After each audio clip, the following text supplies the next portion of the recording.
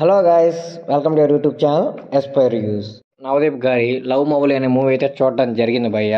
ఈ movie trailer చూశాక అందరూ నవదీప్ 2.0 అని ఓ సినిమా ఇంకో రేంజ్లో ఉంటుందని, చాలా ఎక్స్ట్రీమ్ సీన్స్ ఉంటాయి, మంచి బోల్డ్ సీన్స్ ఉంటాయి, కంటెంట్ బాగా డెలివర్ చేస్తారేమో నవదీప్ గారు ఈసారి అని చాలా ఎక్స్పెక్టేషన్స్ పెట్టుకొని అయితే ఉన్నారనమాట.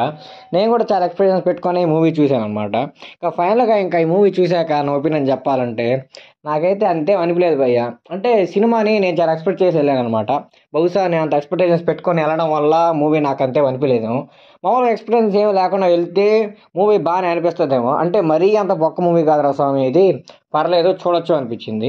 మెయిన్గా మూవీ కాన్సెప్ట్ ఏంటంటే భయ్య, అతను ఒక ఎవరితో పరిచయం లేని లోకంలో దూరంగా పెరుగుతాడు అనమాట సమాజానికి. అలాంటి వాడికి ఎలాంటి అమ్మాయి కావాలి, ఐ మీన్ ఎలాంటి లవ్, ఆ ఫీలింగ్ని ఇతను ఫీల్ అవ్వాలనుకుంటున్నాడు అనేది మూవీ కాన్సెప్ట్ అనమాట. అంటే ఎలాంటి అమ్మాయి వస్తే ఇతను హ్యాపీగా ఉండగలడు అని ఇతని క్రియేట్ చేసుకోగల ఒక సూపర్ది ఒకటి దొరుకుతుంది అనమాట తనకి. దాని ద్వారా డిజైన్ చేసుకుంటాడు. తర్వాత తను డిజైన్ చేసుకున్న పరంగా అమ్మాయిలు వచ్చి లవ్ చూపిస్తే ఎలా ఉంటుంది అని ఇంకా ఈ సినిమా కాన్సెప్ట్ అనమాట. బేసిక్గా ముగ్గురు హీరోయిన్స్ ఏమో వస్తారు భయ్య. నాకు ఆ ముగ్గురు హీరోయిన్స్లో ఒకే ఒక హీరోయిన్ నచ్చింది.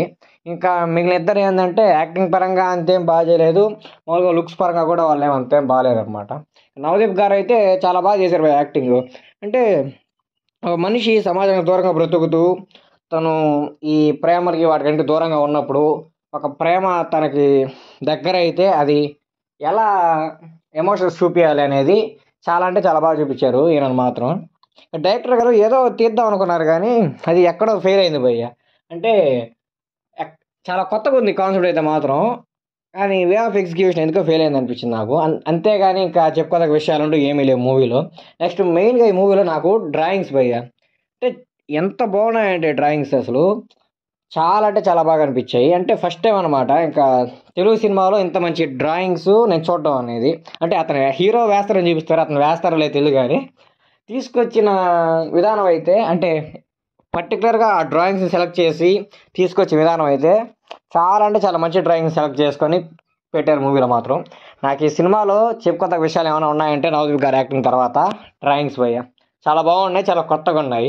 మీరు ఈ మూవీ చూడాలనుకుంటే అంత ఎక్స్పీరియన్స్ ఏం పెట్టుకోబాకండి. జస్ట్ ఏదో ఒక మూవీ చూస్తున్నాం అన్న ఫీలింగ్ అయితే చూసారంటే మీకైతే మూవీ నచ్చుద్దేమో. అంతేకాని ట్రైలర్ చూసి ఎక్స్పెక్టేషన్స్ పెట్టుకొని మూవీ అలా ఉంటుంది అన్న ఒక థాట్లో కానీ వెళ్ళారంటే ఖచ్చితంగా మీకైతే మూవీ నచ్చదు. కాబట్టి ఏం ఎక్స్పెక్టేషన్స్ లేకుండా అయితే మూవీ చూడండి.